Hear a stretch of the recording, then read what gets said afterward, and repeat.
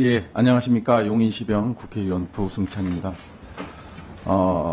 운영이 이 자리에 앉아 있는 게 남다른 의미가 있다고 생각을 합니다. 물론 여당 국회의원들이 출석하지는 않았지만 저는 대통령실 이전과 관련돼서 심각한 문제 그리고 헌법 시스템의 붕괴 이로 시작돼서 이제 윤석열 정권의 이제 폭주가 이어지고 있고 이게 민주주의의 훼손으로 이어지고 있다고 생각합니다. 윤석열 대통령은 2년 동안 국민에 대해서 책임지지 않았습니다. 헌법이 규정한 상권분립을 무너뜨렸습니다. 민주주의를 후퇴시킨 거죠. 이거를 바로잡아야 된다고 생각합니다. 그 시작은 대통령실 이전에 있다고 봅니다. 대통령 당선이 되고 단 4일 만에 국방부 일개 사인, 지금은 경호처장으로 있는 일개 사인이 들어와서 3월 말까지 국방부 자리를 내놓으라고 했습니다. 헌법이 보장한 이런 절차가 무시됐습니다. 명확히 심판해야 됩니다. 운영위에서 따져 묻겠습니다. 그리고 이제 인권위원회, 그 다음에 국회 사무처도 있지만 최병 사건을 보면서 많은 걸 느꼈습니다. 국가인권위가 한 행태가 과연 대한민국의 인권인 하는 생각이 들었습니다. 이것도 따져 묻겠습니다. 국회 사무처 역시 마찬가지입니다. 무엇보다 중요한 것은 국민들이 지켜보고 있다는 생각에 어깨가 상당히 무겁습니다. 소임을 다하겠습니다. 감사합니다. 주명입니다. 운영위에 일하게 돼서 영광으로 생각합니다. 지금은 국정농단 사태를 넘어서서 국정 파탄 사태에 빠져 있다. 온 국민이 이렇게 절박하게 감지하고 있습니다. 대통령 부부의 거짓말을 국가기관이 총체적으로 동원이 돼서 궤변을 남발하면서 옹호를 해주고 있는 실정입니다. 김건희 여사의 명품백 수수를 둘러싼 국정 개입을 또 뇌물 의혹을 제대로 조사해야 될 국민권익위마저도 국민들은 조롱하고 있습니다. 그 궤변에 기가 차고 놀라서 여사권익위가 됐구나 이렇게 말을 하고 있습니다. 당당하다면 대통령실이 숨을 것이 아니라 이 자리에 출석해서 제대로 얘기를 해야 될 것입니다. 권익위도 왜 그래 했는지 국민께 정직하게 말을 할 수 있어야 될 것입니다. 뿐만 아니라 대통령은 더 심각한 것은 동해에 이 산업부를 제끼고 대통령 스스로 매장량 140억 배럴이 있다 이렇게 전 세계의 유전 탐사 과학에 깜짝 놀랄 만한 그런 거짓말을 저는 거짓말이라고 확신을 합니다. 너무나 당당하게 말을 하기 때문에 늘 국민들이 속아 넘어갑니다. 그것은 후보 시절부터 그러했습니다. 검찰총장 시절부터 온갖 법률을 위반하고 검찰 조직을 자신과 가족의 범죄를 옹호하기 위해서 사유화해 놓고도 그 당당한 거짓말 앞에 국민들이 속았고 드디어 검찰 쿠데타는 성공하고 권력을 찬탈했습니다. 그런데 이제 막대한 국가 예산이 국민 혈세가 투입되는 석유 시처 사업에 대해서 아무 근거 없이 140억 배럴의 매장량이 있다라고 하는데요. 그것은 쉽게 말씀드리면 서울시 면적에서 100m 높이의 부피로 한번 생각을 해보십시오.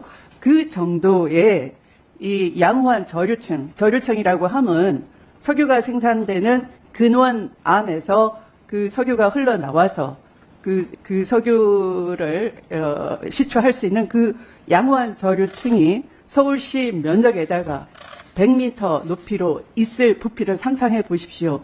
그런 것이 그 동해에 있다라고 할 때 140억 배럴을 얘기할 수 있는 겁니다.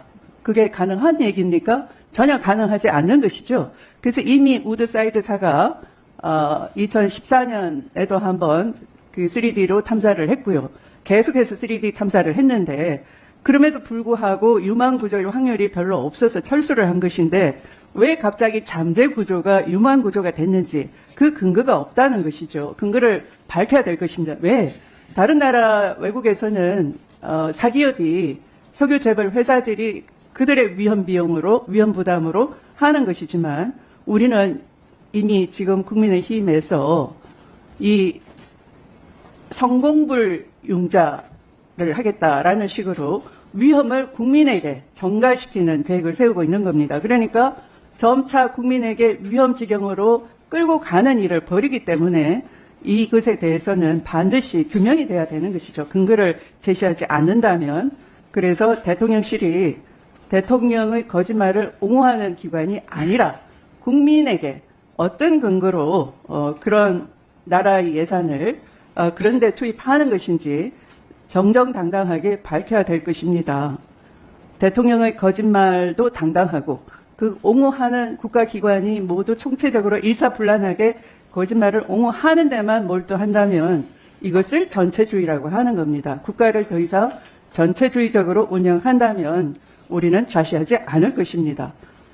이상 제 말씀을 마치면서 대통령실과 우리 운영위의 소관의 국가기관이 더 이상 이렇게 국민께 몰염치하지 않도록 견제하는 역할을 제대로 수행할 것을 다짐드리겠습니다. 이상입니다.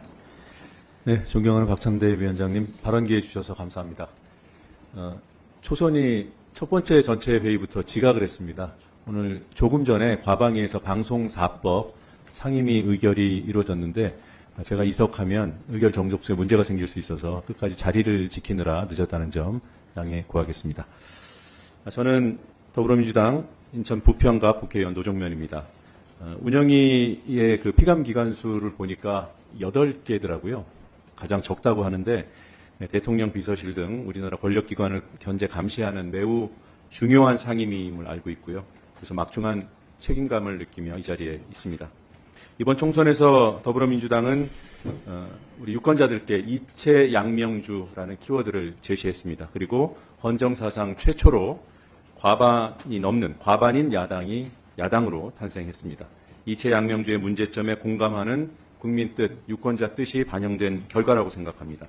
운영위 활동을 통해서 이와 관련된 아직 드러나지 않은 많은 진실을 확인할 수 있을 것으로 기대하고 그 과정에 역할을 하고 싶다는 말씀드립니다.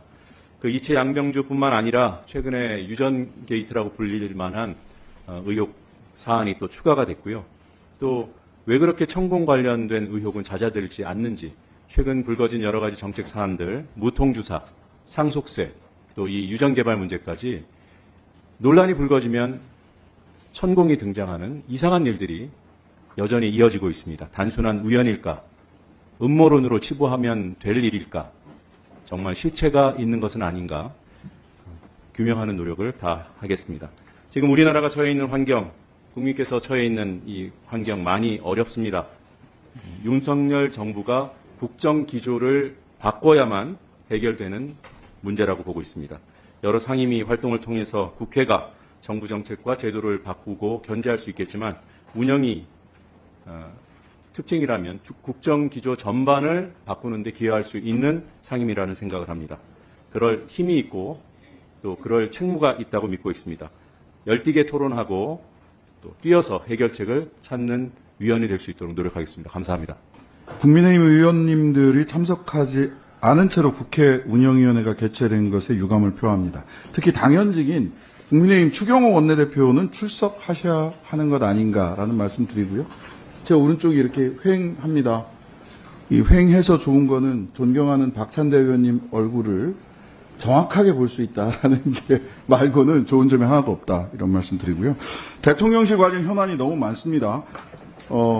우리 박찬대 위원장님 그리고 선출될 간사님께서 절차대로 업무보고 현안 질의를 신속히 추진해 주실 것을 부탁드립니다.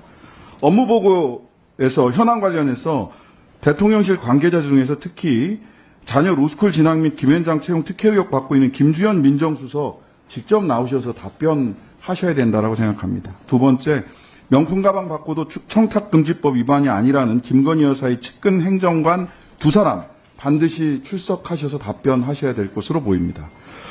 대통령실은 김건희 여사 명품 가방이 외국인에게 선물 받은 대통령 기록물이라고 하니까 운영위원회 차원에서 가방이 보관되어 있는 현장 방문 조사를 해야 되지 않나라는 생각을 합니다. 가방이 언제 기록물로 접수됐고 언제부터 보관됐는지 기록을 확인할 필요가 있습니다. 화장품과 양주 마찬가지입니다. 개봉 및 사용 여부, 보관 상태 다 확인해야 됩니다. 한꺼번에 보관됐는지 시차가 있는지도 확인해야 되고요. 그래서 위원장님과 앞으로 선출되실 간사님께 제안드립니다. 업무보고가 미비하거나 핵심 관련자들 불출석할 경우 현장 방문 조사 강력히 추진해 주시기 바랍니다. 이마저도 모두 거부한다. 청문회 김건희 여사 종합청문회를 여기서 해야 되지 않나. 증인 출석도 김건희 여사에 대한 증인 출석도 추진해야 된다고 생각을 합니다. 국가인권위원회 상황과 관련해서는 많은 분들이 앞서서 말씀 주셨는데요. 이거 하나만 더 지적하겠습니다. 인권위가 채용 절차 마쳤음에도 대통령실에서 재가를 하지 않아 장애차별조사 1과장 자리가 장시간 공석입니다. 인권위 업무를 대통령실이 무력화하고 있는 겁니다. 인권위와 대통령실 모두 한자리에서 업무 보고를 받고 질의를 해야 될 필요가 있습니다. 존경하는 박찬대 위원장님과 선출되실 간사님께서 원칙대로 빠르게 운영위원회를 진행해 주시기를 부탁드립니다. 네, 수고하셨습니다.